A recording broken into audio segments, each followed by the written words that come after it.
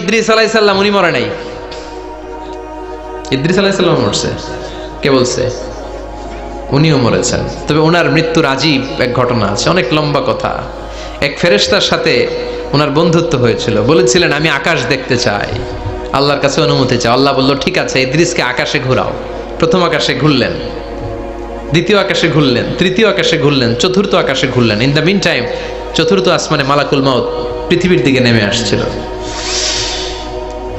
ওই ফেরেশতা বলে মালাকুল মাউত আপনি কই যান? মালাকুল মাউত বলে একটু আগে আল্লাহ ফরমান জারি করেছে, চতুর্থ আসমানে আমার নবী ইদ্রিসের রূহ কবজ করো। সুবহানাল্লাহ। আমি বললাম আল্লাহ আপনার পাঠানো নবী সাইয়েদনা ইদ্রিস থাকে দুনিয়ায়, চতুর্থ আসমানে পামু কই? আল্লাহ কয় কথা নাই, দৌড় দে। আমি দৌড় দিলাম, এসে দেখি ইদ্রিস আলাইহিস সালাম এখানে রেডি। সুবহানাল্লাহ। ওয়া রাফা'নাহু মাকানান আলিয়্যা। ইদ্রিস আলাইহিস সালামের রূহ কবজ দুনিয়ায় হয় নাই, চতুর্থ আকাশের মধ্যে হয়েছে। একটু চিৎকার করে পড়বেন সুবহানাল্লাহ।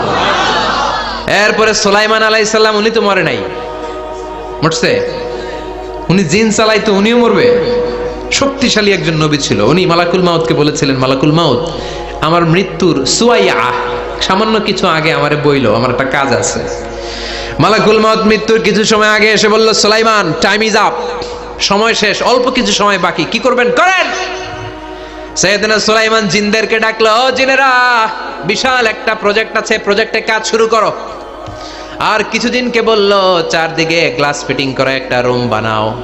সাইয়েদনা সুলাইমান আলাইহিস সালাম গ্লাস ফিটিং করা রুমের ভেতরে ঢুকলেন। এই রুমে ঢুকার দরজা নাই, হাতে একটা লাঠি নিলেন। কি নিলেন? লাঠির মধ্যে ভর করে দাঁড়িয়ে রইলেন আর জিনদের দিকে তাকিয়ে রইলেন। জিনেরা এত বদমাশ ছিল, সাইয়েদনা সুলাইমান দাঁড়িয়ে না থাকলে কাজ করতো না, ছিল ফাঁকিবাজ। কি ছিল? দাঁড়ায় না থাকলে আজও লোকজন কাজ করতে চায় না, ঠিক কিনা? মালিক দাঁড়ায় থাকলে ঠিকই কাজ হয়ে যায়। সুলাইমান আলাইহিস সালাম লাঠির মধ্যে ভর দিয়ে দাঁড়িয়ে রইলেন আর বললেন কাজ করো। জিনেরাও কাজ শুরু করলো। ওদিকে মালাকুল মাউত এসে বলে, ও সুলাইমান সময় তো শেষ। সুলাইমান বলে সমস্যা নাই, রূহ কবজ করে। উনি লাঠির মধ্যে ভর দিয়ে দাঁড়িয়ে রইলেন। গ্লাস ফিটিং করা রুমের ভিতরে কোরআন সাক্ষী। মালাকুল মাউত ওইভাবে লাঠিতে ভর দেওয়া অবস্থায়, দাঁড়ানো অবস্থায় সাইয়েদনা সুলাইমান আলাইহিস সালামের রূহ কবজ করে নিলেন। উনি এমন ভাবে দাঁড়িয়েছেন, রূহ চলে গেল, লাশ হয়ে দাঁড়িয়ে রইলেন। লাঠির মধ্যে দাঁড়িয়ে আছেন, জমিনের মধ্যে লুটিয়ে পড়ে নাই। সুবহানাল্লাহ। জিনগুলো দূর থেকে ভাবলো বস তো দাঁড়ায় আছে। কে দাঁড়ায় আছে? জিনেরা মনে করছে বস দাঁড়ায় আছে, কাজ করতেই হবে। করতে করতে পুরা প্রজেক্টের কাজ শেষ। ইন দ্য মিন টাইম ঝিঝি পোকা, উই পোকা, যেই পোকা কাঠ খেয়ে ফেলে, এই কাঠ খাওয়ার পোকা সুলাইমান আলাইহিস সালাম লাঠির ভেতরে ঢুকে লাঠিও খেয়ে ফেলেছে। সাইয়েদনা সুলাইমান আলাইহিস সালাম ধপাস করে জমিনে পড়েছে। আর জিনেরা কয় হায় হায়, খালি খালি কাম করছে এতদিন। সুবহানাল্লাহ কইবেন না? সুলাইমান আলাইহিস সালাম বাঁচতে পারে নাই, চলে গেলেন। মুসা আলাইহিস সালাম মরছে, উনি মরবে কেন? উনি তো খালি মারে। মরছে এক থাপ্পড়ে, ফেরাউনের বাবুর্চি নাই। মুখের আগে হাত চলতে কয়েকজন, এর মধ্যে মুসা আলাইহিস সালাম আছে না নাই? মালাকুল মাউত মানুষের আকৃতিতে অনুমতি না নিয়ে ঘরের ভেতরে ঢুকে গেল। ঢুকে বলে আনা মালাকুল মাউত, আমি মৃত্যুর ফেরেশতা। তো কি চাও? জিতু আন আকবাদা রূহাক, আপনার রূহ কবজ করতে আসছি। কিন্তু মুসা আলাইহিস সালাম দেখতেছেন দিব্যি একজন মানুষ, কি দেখে? আবার সালাম দেয় নাই, অনুমতি নিয়েও ঢুকে নাই। অমিয়া অনুমতি নিয়ে ঘরে ঢোকার দরকার আছে না নাই? মুসা আলাইহিস সালামের মেজাজ বড় গরম। উনি বললেন কি করবি? কয় আপনারে মারমু। কয় এদিকে আয়। মালাকুল মাউত মনে মনে ভাবে এতদিন সব মানুষগুলো আমারে দেখলে দিত দৌড়, আজকে মনে হয় আমারে দিতে হবে দৌড়। এক পা আগায় দুই পা পেছায়, সাহস করে সামনে গেলেন। আবার মুসা আলাইহিস সালাম দিলেন এরকম থাপ্পড়। ফাসাক্কাহু ফাফাকু আইনা, বুখারীর বর্ণনা, এক থাপ্পড়ে চোখ নাই। ঠিকই মালাকুল মাউত দৌড়, এক দৌড়ে আল্লাহর কাছে। আল্লাহ বললেন রাখো, এটা মুসা আলাইহিস সালাম, তার মেজাজ বড্ড গরম, আমাকে কথা বলতে হবে। আল্লাহ বললেন মুসা, বুখারীর বর্ণনা, গরুর পিঠের উপর হাত রেখে দাও। রাখা হলো। তোমার হাতের নিচে গরুর যত পশম, প্রত্যেক পশমের বিনিময়ে এক এক বছর করে হায়াত বাড়িয়ে দিলাম। মুসা আলাইহিস সালাম অনেক চালাক নবী। উনি বললেন আল্লাহ আমার হাতের নিচে যদি গরুর 2000 পশম থাকে, তার মানে 2000 বছর হায়াত বাড়িয়ে দিলেন। কিন্তু এক্সট্রা হায়াত যখন শেষ হয়ে যাবে এরপরে কি হবে? আগে ওইটা বলেন। আল্লাহ বললেন সুম্মাল মাউত, তারপরে তো মুসা মরতেই হবে, আসতেই হবে। সাইয়েদনা মুসা আলাইহিস সালাম বললেন, ফাল আনা, তাহলে আর দেরির দরকার নাই, এখনই আমি আপনার কাছে চলে যেতে চাই। মালাকুল মাউত মুসা আলাইহিস সালামের রূহ নিয়ে উড়াল দিলেন। সুবহানাল্লাহ। বুঝতে পারছে? বিশ্বনবী মরে নাই, উনি ইন্তেকাল করেছেন। চিল্লা এখন ঠিক কিনা? ইন্তেকালের আগে বিশ্বনবী প্রচন্ড অসুস্থ হলেন। মা আয়েশারে ডেকে বললেন, আয়েশা, মনে হয় আমি বাঁচবো না।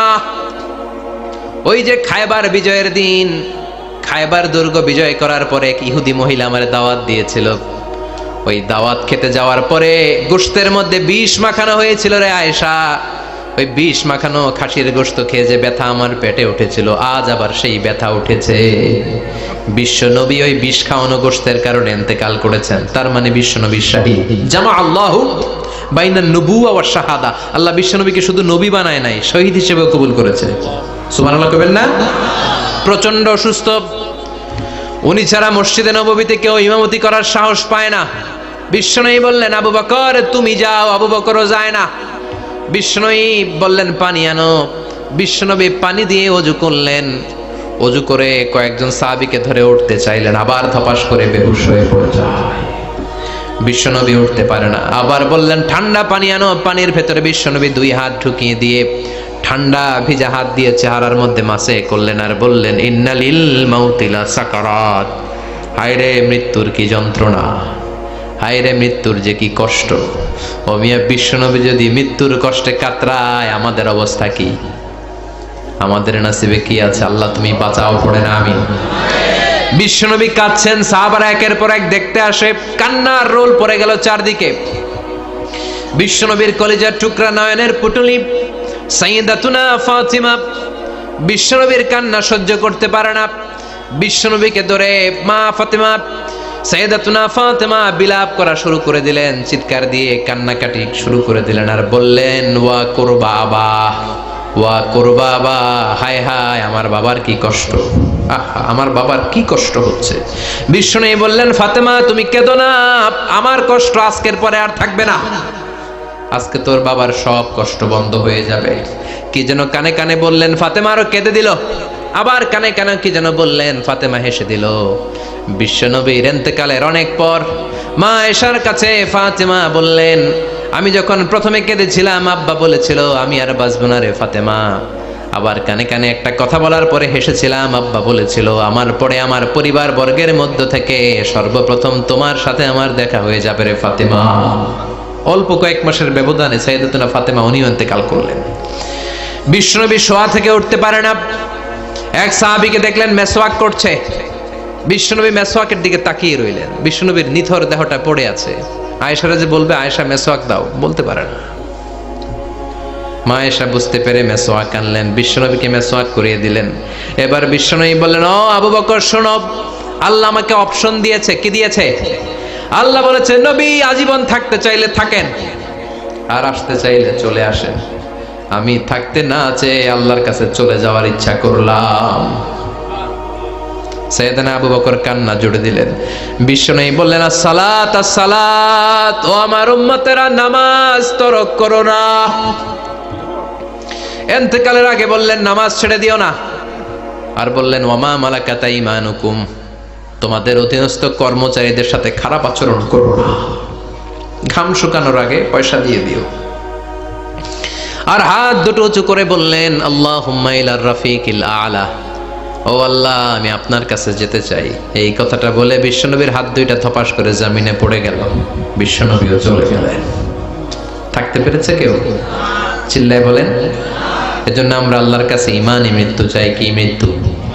আমরা উত্তম মৃত্যু চাই। চিল্লায় বলেন কি মৃত্যু? এজন্য মরণের আগে ঈমান নিয়ে মরার দরকার আছে না নাই? বিশ্বনবী দোয়া করতেন, আল্লাহুম্মা রযুকনা হুসনাল খাওয়াতিম, ও আল্লাহ আমাদের শেষটা যেন ভালো হয়। শেষ কথা বলি, এদিকে তাকান, মনোযোগ আছে? বলতেন, আল্লাহুম্মা রযুকনা হুসনাল খাওয়াতিম, ও আল্লাহ আপনি আমাদেরকে ঈমানের মৃত্যু দেন, আমাদের শেষটা ভালো করেন। কারণ সব ভালো তার শেষ ভালো। জানেন না এটা আপনারা? সব ভালো তার শেষ ভালো। আজীবন ইসলামের পক্ষে, আজীবন নামাজি মুত্তাকি, মরার আগে কাফের হয়ে মরে, এরকম আছে না নাই? মরার আগে শাহবাগের মঞ্চে উঠে ভাষণ দেয়, ভাইয়েরা আমার আছে না নাই? আবার আজীবন কাফের, ইসলামের বিরোধী, ইন্তেকালের আগে কালিমা পড়ে সব মাফ করায়, আছে না নাই? বিশ্বনবীর শ্বশুর আবু সুফিয়ান, নাম শুনছেন? বদরের যুদ্ধে বিশ্বনবীর বিরুদ্ধে, মক্কায় বিশ্বনবীরে ঘুমাতে দেয় নাই, উহুদের যুদ্ধে বিশ্বনবীর সাথে ফাইট, খন্দকের যুদ্ধে বিশ্বনবীর সাথে মারামারি, আহজাবের যুদ্ধে কিলাকিলি, সারাটা জীবন বিশ্বনবীর সাথে মারামারি, মক্কা বিজয় কালিমা পড়ে মুসলমান হয়েছে। গোটা জীবনে যা অন্যায় করেছে সব মাফ করে দিয়েছে কে? এজন্য আমরা আল্লাহরে বলি, আল্লাহ কালিমাটা পড়তে পড়তে যেন আমরা মরতে পারি, চিৎকার করে পড়ে না আমিন।